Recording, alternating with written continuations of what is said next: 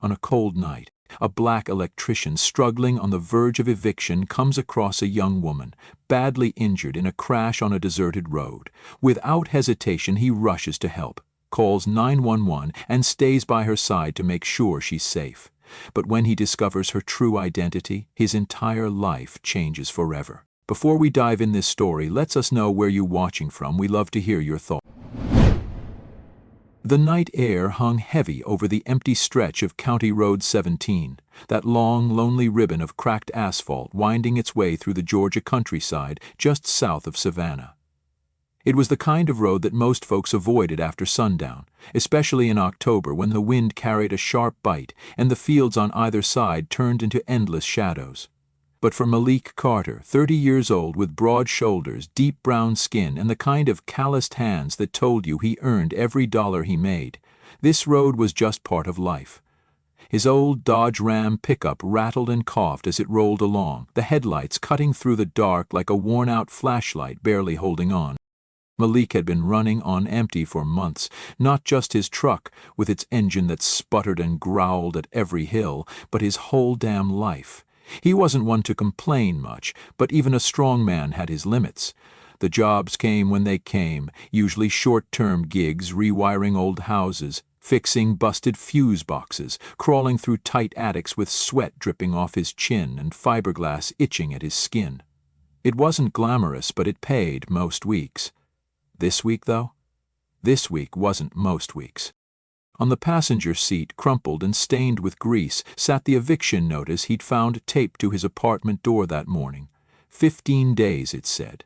15 days to come up with $900 in back rent or pack up and leave.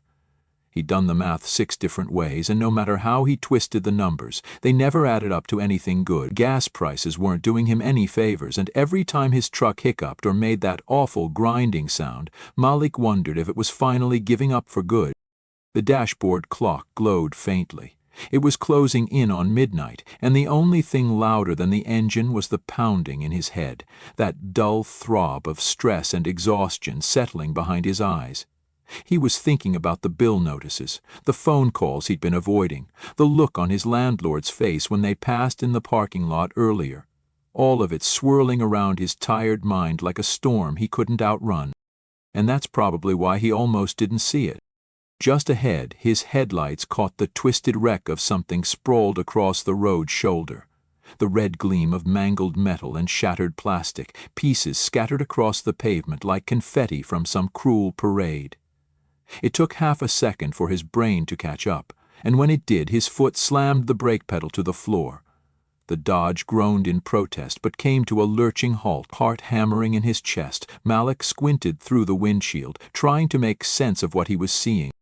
It was a motorcycle, or what was left of one. The sleek, expensive bodywork was caved in, wheels twisted at impossible angles. The frame bent like it had gone 12 rounds with a freight train. The front fairing lay shattered across the asphalt, glittering in the headlights like broken glass under a street lamp. But it wasn't the wreckage that made Malik's stomach clench. It was the figure sprawled in the tall grass, maybe 20 feet from the road, motionless except for the faintest rise and fall of their chest. "Damn!" Malik muttered under his breath, already grabbing for his phone as he threw open the driver's side door. His boots crunched over the gravel shoulder as he hurried toward the scene, the cool night air biting at his skin. The rider was young, couldn't have been more than mid-20s. A woman with tangled blonde hair spilling from beneath a cracked motorcycle helmet. Her riding jacket, designer by the look of it, was torn and smeared with blood and dirt. Her face was pale, lips trembling, eyes fluttering half open as Malik knelt beside her. Hey, don't move," he said, voice low but steady, the kind of voice you learn working jobs where accidents happen more often than they should. His thumb tapped the emergency call button, 911 already ringing in his ear. "You're going to be all right. Help's on the way. Can you hear me?" The woman's eyes flickered, struggling to focus. Her lips parted, voice barely a whisper. "My bike, the deer. It jumped out. I couldn't." Her words trailed off into a shallow breath. Pain etched across her face.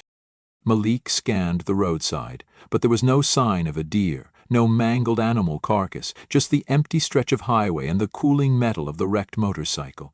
But that didn't matter now. What mattered was keeping her conscious, keeping her calm.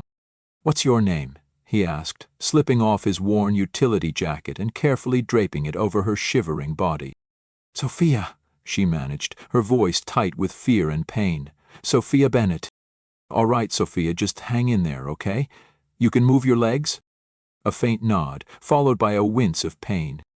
"Good. That's good. But don't try to sit up. You just stay still till the paramedics get here."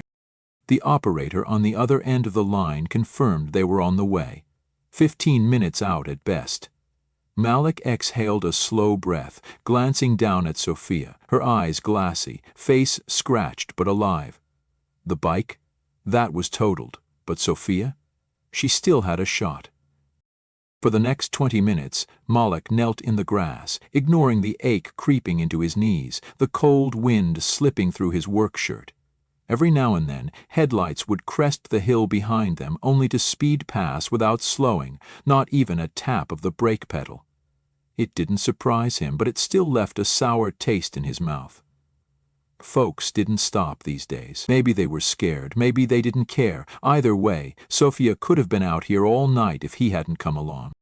Finally, flashing lights filled the darkness, an ambulance and a sheriff's cruiser pulling up alongside his truck. Malik stood, stiff joints protesting as the paramedics rushed to Sophia's side. One of them, a tired-looking woman with sharp eyes, glanced over at Malik. "You ride with us?" she asked, pulling gloves on. "She's pretty shook up. Might be good for her to have a familiar face." Malik hesitated, eyes drifting to his truck, to the clock ticking away precious sleep hours he couldn't afford to lose. But the look on Sophia's face, scared, vulnerable, hanging on by a thread, made the decision easy.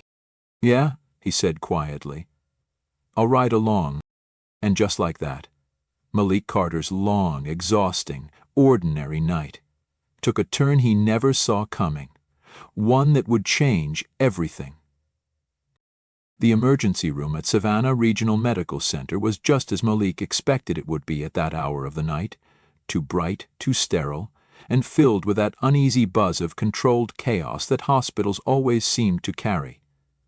Nurses moved briskly down the polished hallways, the low murmur of voices drifting in and out of the waiting area, punctuated by the occasional crackle of the intercom, calling for some specialist or technician. Malik sat there, his long legs stretched out in front of him, boots still caked with Georgia red clay from the job site, the faint smell of sawdust and machine oil lingering on his clothes, blending awkwardly with a sharp tang of antiseptic that hung heavy in the air. He shifted in the hard plastic chair, his back aching from the hours spent hunched over electrical panels earlier that day, but he couldn't bring himself to leave. Sophia had been whisked away almost immediately after they arrived, the paramedics handing her off to a team of doctors who disappeared behind a set of swinging double doors. Malik had given his statement to the attending nurse, told them what happened on the roadside, how he'd found her, stayed with her, kept her talking until help arrived. After that, there was nothing to do but sit and wait, which was always the hardest part. His phone buzzed lifelessly in his pocket, dead as a doornail, battery long gone, and with it any hope of checking the time or the mountain of missed calls he was sure to have from his landlord, his boss, maybe even the temp agency that sometimes threw him last-minute work. The minutes dragged by in slow, heavy silence, broken only by the hum of the vending machines and the occasional low chatter from the night staff. Malik's eyes drifted shut more than once, exhaustion creeping in like a fog. His head lolled forward, chin brushing his chest, when a light tap on his shoulder startled him awake. Blinking against the harsh fluorescent lights, he looked up to see a tall man in blue scrubs standing over him, a clipboard in one hand, the other resting casually in his pocket. "Mr. Carter?" the man asked, his voice calm, professional, but with a thread of kindness woven through. "Malik Carter, right?" Malik sat up straighter, running a hand over his face. "Yeah, that's me. I'm Dr. Monroe. You came in with Sophia Bennett?"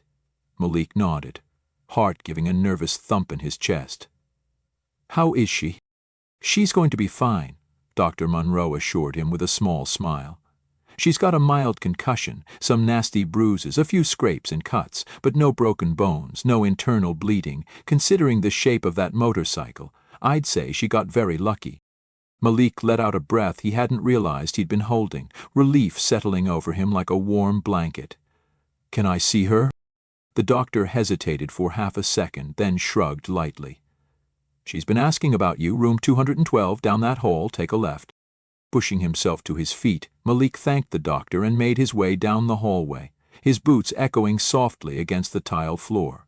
The room was quiet when he stepped inside, dimly lit, with monitors beeping softly beside the hospital bed. Sophia looked up as he entered, her blonde hair tangled but clean now, the cuts on her face cleaned and bandaged, color slowly returning to her cheeks. She looked small in that bed, vulnerable in a way that tugged unexpectedly at Malik's heart, like seeing a bird with a broken wing. In the corporate office area. "You're still here," she said softly, a tired smile curling at the corners of her mouth. "Wanted to make sure you were all right," Malik replied, stepping closer but keeping a respectful distance. "Doctor says you'll live." "Barely." Sophia chuckled weakly, then winced as the movement sent a jolt of pain through her ribs. "Could have been a lot worse." Malik nodded, his gaze drifting to the IV in her arm, the faint purple bruises on her skin. "Yeah, could have." There was a pause, comfortable in its quiet, before Sophia's eyes found his again. "You never told me your name back there." "Malik Carter." "Thank you, Malik," she said, her voice earnest, her eyes soft with gratitude. "I don't know what would have happened if you hadn't stopped." "Anyone would have," Malik started to say, but Sophia shook her head slowly. "That's where you're wrong. The cops told me 3 cars passed before you did. 3. The words settled heavy between them, and for a moment Malik didn't know what to say. He wasn't the type to look for recognition, to expect anything for doing what he figured was just basic decency, but hearing that, knowing how long she might have been lying there alone, sent a chill down his spine. They talked for a little while longer, about nothing and everything. Malik told her about his work, the electrical jobs, the constant hustle to keep up with bills. Sophia was vague about hers, mentioning only that she helped with her family's business, her tone light but evasive in a way that told Malik she wasn't just some ordinary office worker. But he didn't press. It wasn't his place. Eventually, a nurse came in to check her vitals, reminding Malik that visiting hours were over. He stood, giving Sophia a small, tired smile. "You get some rest now. You'll be back on your feet in no time." Sophia smiled back, eyes crinkling at the corners. "I hope so." "And Malik, seriously, thank you." "Just glad I was in the right place at the right time," he replied, tipping an invisible hat as he made his way toward the door. He left the hospital some time after midnight, the cool night air wrapping around him as he climbed back into his battered truck. The engine groaned in protest but turned over, headlights flickering to life as he pulled onto the quiet road. The drive home felt longer than usual, the adrenaline wearing off, replaced by bone-deep exhaustion and the familiar hum of worry creeping back in. The rent, the bills, the job site that expected him at sunrise sharp. What he didn't know as he drove down those dark streets, watching the world blur past his window, was that stopping to help Sophia Bennett wasn't just a detour on a bad night. It was the beginning of something that would turn his whole life upside down.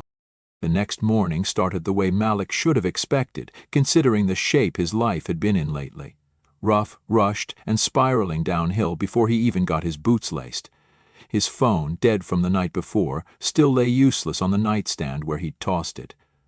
By the time he cracked one eye open and realized the faint morning light sneaking through the blinds wasn't some dream, it was already 6:42 IEM. The job site was across town, a solid 30-minute drive on a good day, and the foreman, Pete Lawson, was not the kind of man who handed out second chances or understanding glances to guys who showed up late, no matter the reason. Malik cursed under his breath, scrambled out of bed, yanked on yesterday's work clothes.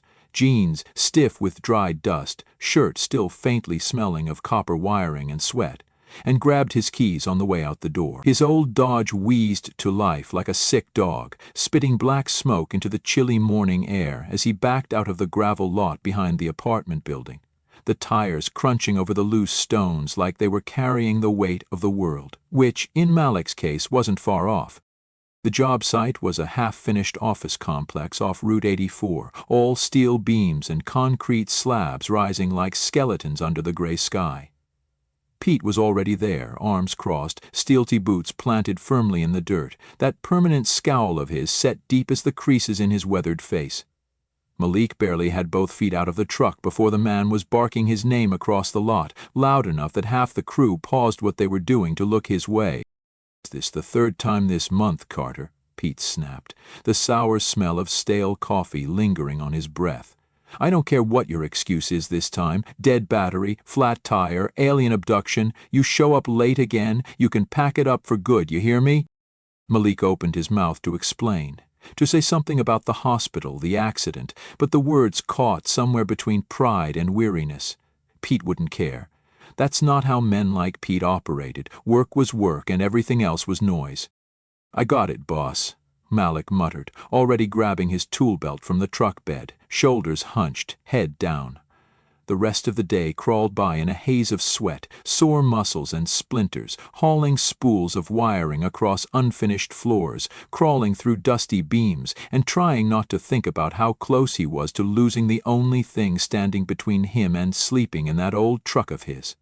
His back screamed, his knees ached, but what gnawed at him most was the quiet dread of knowing the rent was still overdue, the eviction notice still waiting like a storm cloud in his glove box, and no amount of overtime hauling wire was going to magically make the numbers add up. By the time the sun dipped low behind the tree line, casting long shadows over the raw bones of the building site, Malik's limbs felt like lead. His shirt clung to his skin, soaked through with the day's labor, and every step back to the truck felt heavier than the last. The drive home was a blur. The same back roads through Savannah, the same flickering streetlights, the same creeping thoughts clawing at the edges of his mind, until finally he pulled into the apartment complex parking lot and something felt wrong. At first, he thought maybe exhaustion was playing tricks on him, but as he stepped out of the truck, the knot in his stomach tightened. The same space he'd parked in every single day for the past 2 years, was empty. His truck wasn't there. He glanced around, heart skipping, but it made no sense. He had just driven it here. He was standing next to it. But that wasn't all. When he made his way up the concrete steps to his apartment, key in hand, that same ugly feeling wrapped around his chest like a vice. The key wouldn't turn. He tried again, jiggling it, checking the number on the door like maybe by some miracle he'd walked up to the wrong apartment. But no, same door, same key, except the lock was changed. Confused, frustration boiling in his chest, Malik knocked, hard enough to rattle the frame. No answer. The blinds were drawn tight, the windows dark, and when he cupped his hands to peer through the glass, what little he could see made his breath hitch. The apartment was empty, stripped bare. No couch, no lamp, no battered little coffee table he'd bought at a yard sale 2 years ago. Gone. "Excuse me, are you Mr. Malik Carter?" The voice startled him, low but polite, coming from the walkway behind him. Malik turned to find a woman standing there, maybe mid-40s, dressed like she belonged in a high-rise downtown, not this run-down apartment complex with cracked sidewalks and peeling paint.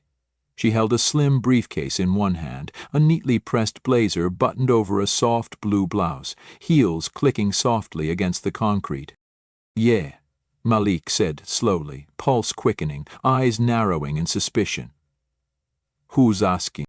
"My name's Patricia Walsh," she replied, flipping open a sleek leather folder and pulling out a business card with the practiced ease of someone used to this kind of conversation. "I represent Bennett Holdings." The name meant nothing to Malik at first, just another company probably tied up in the endless shuffle of landlords, property managers, and real estate developers that passed this complex around like a bad penny. His jaw tightened. "If this is about the rent, Patricia held up a hand, her expression patient, professional, but not unkind. "Mr. Carter, this isn't what you think. Could we talk somewhere private?" Malik glanced around, the empty lot and peeling stucco buildings offering little in the way of privacy. "Lady, this is about as private as it gets. You mind telling me why I can't get into my place and where the hell my truck went?" A small smile crept onto Patricia's face, and for the first time Malik noticed the faintest glimmer of amusement. Not cruel, but like she knew something he didn't. Like she was holding the punchline to a joke he wasn't in on yet. "Mr. Carter," she said, reaching back into her briefcase and pulling out a small, polished set of keys attached to a leather keychain along with a manila envelope thick with documents. "You haven't been evicted, quite the opposite, actually." Malik stared at her like she'd just started speaking another language. "Come again?" "Your lease has been terminated, yes, but not because you've been evicted," Patricia explained, offering the keys.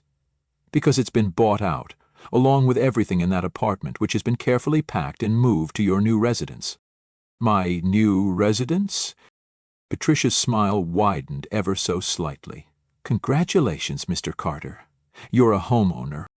For a long second, Malik just stood there on that cracked sidewalk, staring at the woman like the words she'd spoken hadn't quite found their way into his brain yet, like maybe they floated somewhere between them, hanging in the humid Georgia air, waiting for him to make sense of them. A homeowner? Him.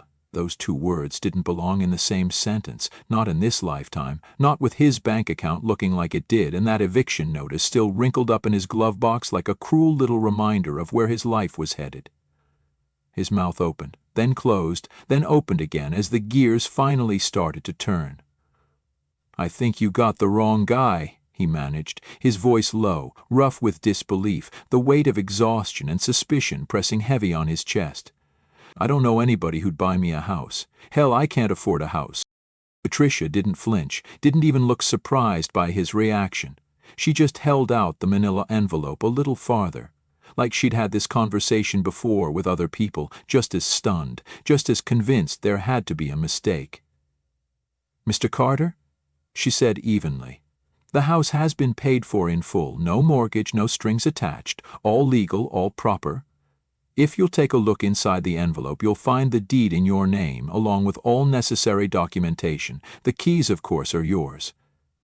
Malik hesitated, but curiosity gnawed at him, pushing past the haze of doubt that clouded his mind. He took the envelope with cautious fingers, flipping it open, his eyes scanning the neatly stacked documents inside. The address on top stared back at him like something from another man's life. 317 Wisteria Lane, Riverside Heights.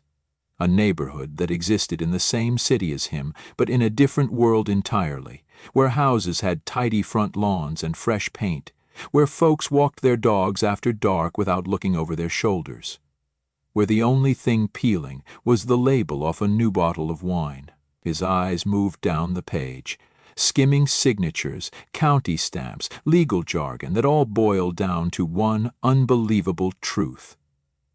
It was real. "And your truck," Patricia added casually, as though she were reciting the weather, "was picked up this morning by our mechanics. It's been fully serviced, detailed, and delivered to your new home. Our movers were instructed to transport your belongings there this afternoon." Malik's head snapped up, eyes narrowing. "You touched my truck?" Patricia's lips twitched, the faintest ghost of a smirk crossing her face. "Only to fix what needed fixing. New transmission work, oil change, fresh tires. Trust me, Mr. Carter, it'll drive better than the day you bought it." "But why?" The word slipped out before he could stop it, heavy with the confusion twisting in his gut. None of this makes sense. Who would do all this? Patricia's eyes softened, the practiced professionalism easing for just a moment as she tilted her head, studying him like she already knew the storm of questions rattling around his head. "Because, Mr. Carter," she said gently. "You stopped when no one else did. You stayed. You made sure Sophia was safe when you had every reason to keep driving, to look the other way. Her father wanted to thank you, properly." Malik's heart stumbled over itself at the mention of Sophia. The accident, the hospital, that quiet fear in her eyes as they loaded her onto the stretcher. He hadn't thought beyond that night, hadn't expected anything, never imagined the girl lying bruised and broken in that hospital bed belonged to the Bennett family, the same Bennetts plastered across billboards and real estate signs all over the city, the same Bennetts who owned half the developments that towered over downtown like monuments to wealth and power. He ran a hand over his face, the disbelief refusing to loosen its grip. "Look," he started carefully, the words slow, deliberate, like each one had to pass through a checkpoint of doubt first. "I ain't looking for charity. I helped because that's what you're supposed to do. I wasn't expecting anything." "And yet," Patricia countered softly, "sometimes, Mr. Carter, the world surprises us in the best way." She held out a business card now, sleek, embossed with the Bennett Holdings logo, her name in clean black print below. "If you'd prefer not to accept the house, that's your choice, but the offer stands. The keys are yours. The house is legally in your name, and Mr. Bennett also asked me to extend an invitation. He's interested in meeting you. If you're willing, no obligation, of course." The words lingered between them, quiet and heavy like the humid air pressing down on the parking lot. Malik stared at the card for a moment, fingers tracing the edges, his thoughts running wild, tangled between suspicion, awe, and a growing sense of surreal wonder. A house. A real house. Not some crumbling apartment with paper-thin walls and busted locks. Not a rusty truck on its last legs. For the first time in, well, maybe his whole life. It felt like the ground wasn't shifting under him. Like maybe, just maybe, all the nights of scraping by, all the times he did the right thing with nothing to show for it, had finally led him somewhere solid. He tucked the card in his pocket, the keys heavy and cool in his hand. The manila envelope tucked under his arm, like the start of a brand new chapter he never saw coming. "All right," he said finally, his voice low but steady, the hint of a smile tugging at the corner of his lips despite himself. "Guess I better go see my new place." It was well past dark by the time Malik eased his freshly detailed truck down the quiet, tree-lined streets of Riverside Heights, the headlights gliding over manicured lawns, white picket fences, and front porches strung with soft golden lights like something straight off a magazine cover. It was the kind of neighborhood Malik used to drive through on the way to cheap electrical gigs, the kind of place he never dared to linger because folks around here would watch a man like him a little too closely, wondering if he belonged. But tonight, for the first time, those cautious stares were replaced by something else entirely. A brass number on a freshly painted mailbox, and a deed with his name printed clear as day. 3 on 17 Wisteria Lane. His house. The house wasn't a mansion, not like some of the sprawling estates tucked deeper into the neighborhood, but to Malik it might as well have been Buckingham Palace. A faint laugh rumbled from his chest as he stepped through the doorway, the smell of fresh paint and polished wood filling his lungs, his fingers trailing along smooth countertops, gleaming fixtures, and the kind of quiet that comes from knowing, for once, nobody's waiting to bang on the door about rent or pound on the ceiling about noise.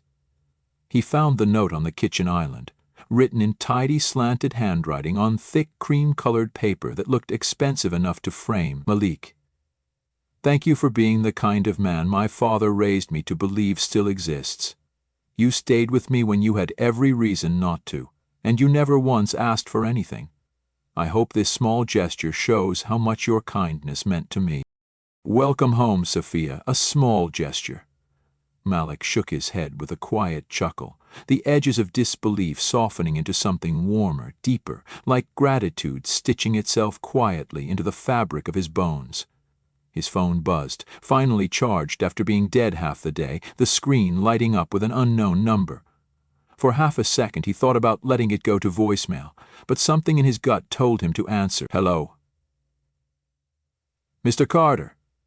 The voice on the other end was deep, calm, carrying that quiet authority that came from years of being listened to. "This is Charles Bennett. I believe you met my daughter." Malik straightened instinctively, his free hand settling on the counter to steady himself, the weight of the moment pressing in like gravity. "Yes, sir," he managed, his voice even, respectful but not small. "I did." She's told me a lot about you, Charles continued, the faintest warmth threading through the steel of his words. I wanted to thank you personally. Men like you? Men who do the right thing when nobody's watching? They're hard to come by. Malik cleared his throat, his fingers tightening slightly on the counter's edge. I didn't do anything special, sir. I just stopped. There was a low chuckle on the other end, not mocking, but like a man who'd seen enough of the world to appreciate honesty when it showed up at his door. That's where you're wrong, son. You did exactly what most folks wouldn't. You stayed, you cared, and you didn't try to turn it into a payday. Malik hesitated, unsure where the conversation was headed, but Charles filled the silence easily. I've got a project coming up. New housing development, affordable homes, real community work. I need someone like you. Someone who knows the trades, understands hard work, and more importantly, knows how to do the right thing without needing a spotlight. Malik blinked, his heart giving an unsteady skip. Sir, I'm not management material. I run wires and fix switches, that's it. What you are, Charles corrected gently, is exactly the kind of man I want on my team. The kind that shows up, does what's needed, and doesn't wait for applause. We can teach you the rest. The offer hung there, quiet and steady, as real as the keys still heavy in Malik's pocket and the deed sitting on his counter. For the first time in years, maybe his whole life, the ground beneath his feet didn't feel so shaky. Later that night, long after the call ended and the hum of disbelief finally settled into something close to hope, Malik stood on the back porch, a cold beer sweating in his hand, the warm Georgia air curling around him like a quiet promise of better days ahead. The house was still, his house, and for the first time in a long while he believed he might actually belong. His phone buzzed again. A text from an unfamiliar number. Hey, it's Sophia. Dad told me he offered you a job. You should take it. The company could use more good folks like you. P.S. The new bike's great. I'm sticking to the main roads this time. Malik smiled, the kind of quiet, easy smile that settles deep into a man's chest when the weight of the world finally lets up, even just a little. His thumbs hovered over the keys for a moment before he typed back, Glad you're okay. And yeah, I think I will. Sometimes, Malik thought as he watched the stars stretch across the night sky, all it takes to change your whole life is a moment, a simple choice, to stop, to help, to care. And when you do, sometimes the world finally notices. Join us to share meaningful stories by hitting the like and subscribe buttons. Don't forget to turn on the notification bell to start your day with profound lessons and heartfelt empathy.